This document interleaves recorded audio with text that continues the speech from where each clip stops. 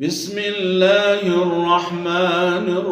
الرحيم والنازعات غرقا والناشطات نشطا والسابحات سبحا فالسابقات سبقا فالمدبرات أمرا يوم ترجف الراجفة تتبعها الرادفة قلوب يومئذ واجفة أبصارها خاشعة يقولون أئنا لمردودون في الحافرة أئذا كنا عظاما نخرة قالوا تلك إذا كرة خاسرة فإنما هي زجرة واحدة فإذا هم بالساهرة هل أتاك حديث موسى إذ ناداه ربه بالواد المقدس طوى اذهب إلى فرعون إنه طغى فقل هل لك إلى أن تزكى وأهديك إلى ربك فتخشى فأراه الآية الكبرى فكذب وعصى ثم أدبر يسعى فحشر فنادى فقال أنا ربكم الأعلى فأخذه الله نكال الآخرة والأولى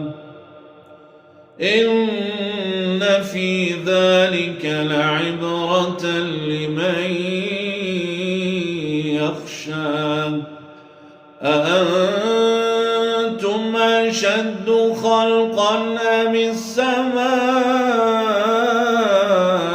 بناها رفع سمكها فسواها وأغطش ليلها وأخرج ضحاها والأرض بعد ذلك دحاها أخرج منها ماءها ومرعاها والجبال أرساها متاعا لكم ولأنعامكم فإذا جاءت الطامة الكبرى يوم يتذكر الإنسان ما سعى وبرزت الجحيم لمن يرى فأما من طغى وآثر الحياة الدنيا فإن الجحيم هي المأوى وأما من خاف مقام ربه ونهى النفس عن الهوى فإن الجنة هي المأوى يسألونك عن الساعة أيان مرساها فيما أنت من ذكراها إلى ربك منتهاها إنما أنت منذر من يخشاها كأنهم يوم يرونها لم يلبثوا إلا عشية أو ضحاها. دحاها